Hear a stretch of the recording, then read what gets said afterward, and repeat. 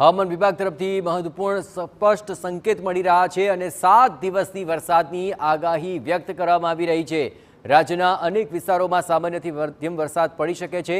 રાજ્યમાં આ pre monsoon એક્ટિવિટીને કારણે કેટલીક જગ્યાએ વરસાદની આગાહી વ્યક્ત કરવામાં આવી છે। કેટલાક વિસ્તારોમાં પવન સાથે વરસાદ પડી શકે છે। 5 જૂનથી 11 જૂન સુધી રાજ્યમાં વરસાદી માહોલ રહી શકે છે। આપણે જણાવીએ કે 5 જૂને વલસાડ, નવસારી, ડાંગ, તાપી, દાહોદ, દમણ, દાદરાનગર હવેલીમાં વરસાદની શક્યતા વ્યક્ત કરવામાં આવી છે।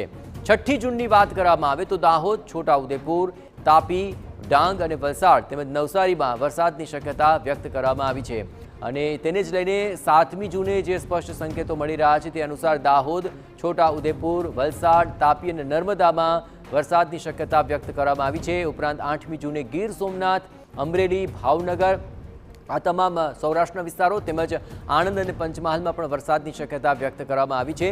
દાહોદ, નર્મદા, તાપી, ડાંગ, નવસારી અને વલસાડમાં પણ વરસાદની શક્યતા છે। 9 જૂનથી 11 જૂને રાજ્યના વિવિધ જિલ્લાઓની અંદર વરસાદની શક્યતાઓ વ્યક્ત કરવામાં આવી છે। એટલે કે આગામી 7 દિવસ સુધી આ તમામ વરસાદી માહોલ જામી જશે તેવી સ્પષ્ટ સંકેત હવામાન વિભાગ તરફથી મળી રહ્યા છે।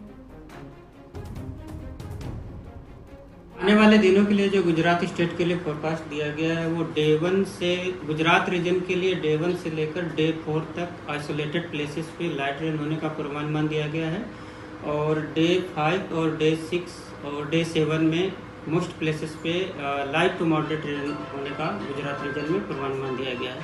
ये आज और कल और परसों के लिए ये प्री मानसून की बारिश है।